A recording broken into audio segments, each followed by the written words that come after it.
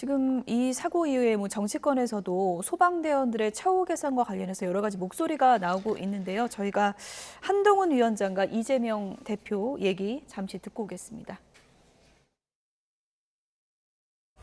화재 진화 수당이라는 게 있는데요. 그거는 2001년 인상된 이후에 지금까지 23년 가까이 그대로 동결되어 있습니다. 물가가 많이 올라온 적에 비해서 이 화재 진화 수당을 저희가 즉각 인상하겠다라는 말씀을 드린 것이고요. 그리고 위험 수당이라는 것이 있습니다. 그것은 2016년에 한 번 인상된 것이 마지막이죠. 7년 동안 그대로인데 역시 이 위험 수당 역시 인상하도록 하겠다는 말씀 드렸고요. 그리고 우리 소방관님들이 근무하시는 환경에서 굉장히 정신적인 트라우마를 많이 겪을 수밖에 없거든요.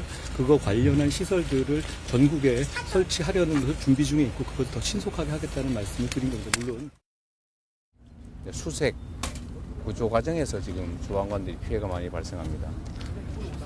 지금 현재 이제 무인 로봇 형태의 이제 수색 구조 장비들을 개발을 해야 되는데 그 부분은 실제로는 정부의 R&D 투자가 사실 상당히 많이 필요합니다.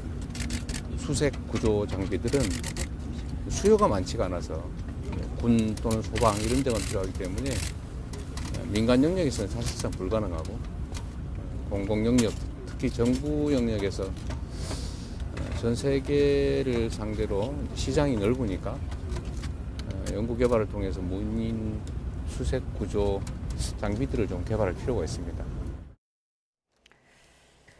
네, 물론 뭐 이런 걸로 모든 게 해결되지는 않겠지만 위험 수당 인상이나 뭐 첨단 장비 개발 이런 뭐 대안에 대해서는 어떻게 생각하십니까?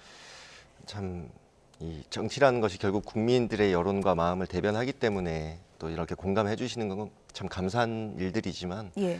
저렇게 이 말뿐인 공감에 그치면 안 되는 일이고요. 실질적인 현장을 달라지게 할 수 있는 방법이 무엇인가부터 들여다봐야 되는데 좀 여러 현장에 대한 이해도가 부족한 말씀들이라고 생각을 합니다. 현장에 대한 이해가 좀 부족한 거라고 생각하세요? 실질적인 개선을 위한 예. 방법이 무엇인가를 얘기를 했으면 좋겠고요. 그 부분에 대해서 노력을 함께 해줬으면 좋겠습니다. 이 수당 같은 경우에도 참 처음엔 굉장히 좀 서글펐습니다. 저 말씀을 들을 때 물론 이 소방관의 이런 사기 진작 이런 것들에 대해서는 참 고마운 말씀일 수도 있지만 그럼에도 이 화재 진화 수당을 좀 더 올린다고 화재 현장의 위험성이 줄어드는 건 아니지 않습니까? 또 뭐 이런 이 첨단 장비도 마찬가지고요. 같은 예산을 들여서 뭔가 이 소방관에게 같은 예산을 들여서 수당을 올려 받을래 아니면 위험한 현장에 들어갈 때 단 한 명이라도 더 많은 동료들과 함께 할래 이런 물음을 했을 때 과연 어떤 대답을 할지 이런 근본적인 이런 고질적인 그리고 지금 당장 문제가 되는 이런 부분들에 대해서 좀 구체적으로 들여다보고 그걸 개선하기 위해 정부의 응답을 이끌어내는 그런 좀 실질적인 정치가 이 노력을 했으면 좋겠고요. 결국에는 이런 인력 문제는 또 조직 문제는 행정안전부가 응답을 해야 되는데 거기에서 이 극구 반대를 하고 있습니다.